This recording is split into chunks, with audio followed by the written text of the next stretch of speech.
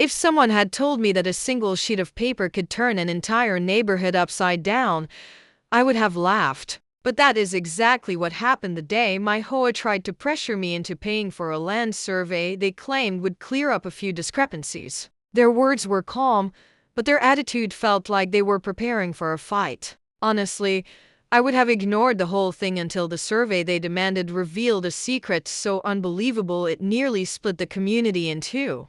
Before we get into the chaos, please subscribe for more stories like this. It truly means everything. And comment your country so we can see where our family is growing. The trouble didn't begin with a fence. It began with a feeling, a strange tension that settled in after the HOA changed leadership. Suddenly, they were sending notices about mailbox heights, lawn edges, even the angle of holiday lights. They weren't enforcing rules. They were searching for targets. Then one morning, while I was heading out with my coffee, I saw 3 board members pacing near the edge of my yard. They froze the moment I stepped outside, like kids caught doing something they shouldn't. The president, Roland, a man who always smelled like he carried hardware tools in his pockets, walked up and said, "There seems to be an irregularity with your property line. We need a survey immediately." I asked what irregularity he meant. He didn't answer. He just repeated the word immediately, as if saying it twice would silence my questions. I told them I wasn't paying for something they couldn't even explain. Their faces tightened. That afternoon, they left a letter on my porch filled with bold warnings meant to intimidate me into agreeing. I didn't budge.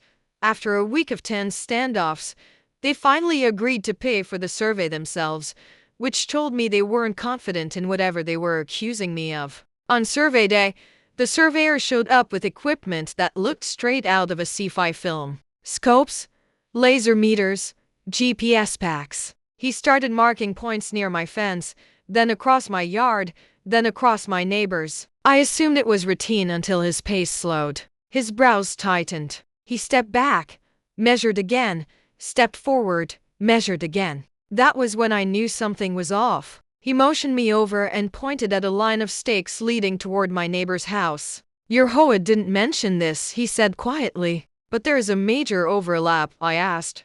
"How major?" He exhaled. "Half her house is built on land that isn't hers. It's yours." My heart stopped mid-beat. A house, not a deck, not a shed. Half a full house. I didn't know whether to laugh, panic, or ask if he was mistaken. But he showed me the original plat, the boundaries, the underground markers. Everything matched, everything aligned, and everything pointed to one truth. My neighbor's home was sitting on my property like it had taken a wrong turn during construction.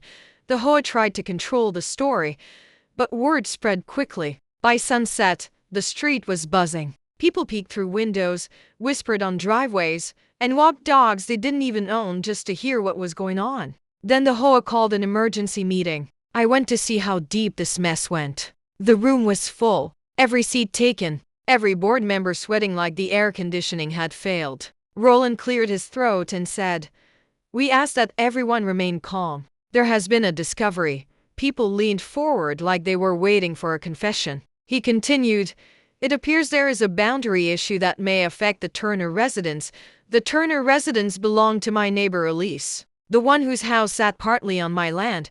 She jumped up immediately, furious. "You approved my house," she said to the board. "You signed everything. Do not blame me for this." The tension in the room felt electric. I finally spoke. Calm, steady. "I didn't request this survey. I didn't report anything. I didn't accuse anyone. You forced this situation. And now the truth is in front of all of us." Eyes shifted from me to the HOA. For the first time, Roland had nothing to say. The documents were clear. The survey was accurate. And the old maps showed exactly when the mistake was made. Almost 8 years before I ever moved in, the HOA had approved the house using outdated coordinates. Their mistake. My land. Her house. Then came the legal storm. Attorneys stepped in. Insurance companies got dragged in. The HOA begged me to settle quietly. But this wasn't a simple rule violation. This was a large part of someone's home sitting on the wrong property. Weeks passed. The pressure cracked the neighborhood apart. Neighbors blamed the HOA. The HOA blamed the builders. The builders blamed surveyors from years ago. Everyone pointed fingers except for the one person who had done nothing wrong. Me. When the settlement finally came, the numbers shocked everyone. The HOA paid me for the land beneath the house. They covered my legal fees. They covered the survey. And 3 board members resigned before the next meeting ended.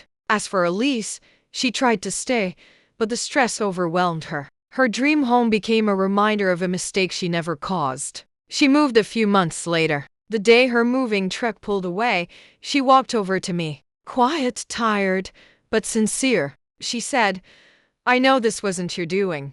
I hope your life here gets easier." Then she left. And here is the part I will always remember. That entire situation began because the HOA tried to find something wrong with me. It ended with the truth exposing everything wrong with them. Sometimes you don't need to fight loudly. Sometimes you just stand your ground and let the facts speak for you. And if you are still here listening, thank you. Don't forget to like, share, and tell me what you would have done if a house ended up on your land. And make sure you subscribe. It helps this community grow and means the world to us.